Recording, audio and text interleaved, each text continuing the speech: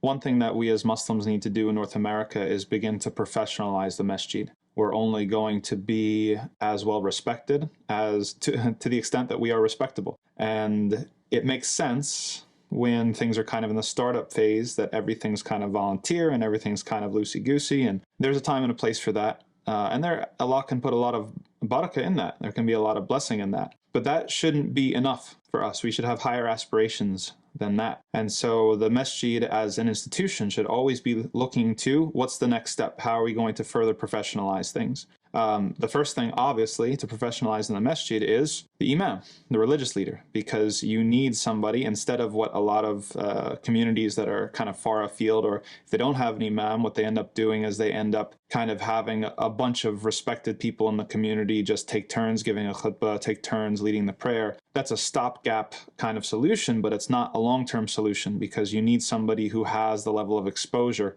and has the level of training to be able to deal with the harder issues that are going to come along. Know when to prioritize what. These are sorts of things that require training. And then other things need to be professionalized as well. Like once you've professionalized the imam position, finances need to be professionalized.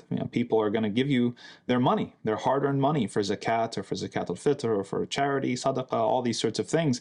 And you need to be trustworthy, right? You need to be able to show people with very precise data where their money is going, what impact their money is having. Right? And that is something that every community needs. After that, we're just basically getting on the cusp where we need to start thinking about professionalizing the way that we do fundraising and professionalizing the management aspect as well. Right? Other nonprofits, they have CEOs that are hired, right? A chief executive officer. Their job and their training is management. How decisions should work. How is the board kind of put together? Like, what's the scope of this group's responsibilities and that group's responsibilities? Who's making job descriptions? Who's holding people accountable to deadlines? These sorts of things. And that's not to say that no good can come without these sorts of things. But again, the Prophet ﷺ said, "Inna Allah kataba al-ihsan ala kulli shay." That Allah has decreed ihsan, which is excellence or perfection, upon everything that we do.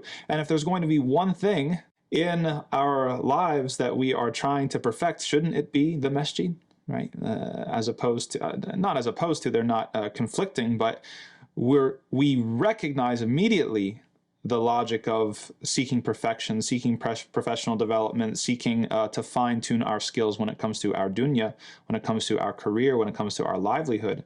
How are we pushing the envelope in the masjid? We need to be constantly looking for that cutting edge. What can we do better? What can we do more professionally? What can we do in a more organized fashion? That's not to say that we want to bury the institution in paperwork and bureaucracy. There's another extreme there too. But right now, we're not even close to having to worry about that other extreme. We're at the place where things need to be more professional so that we produce a higher quality product, with not really liking that name, but a higher quality religious experience for people, a more authentically Islamic religious experience for people, and that will have an impact on people's faith.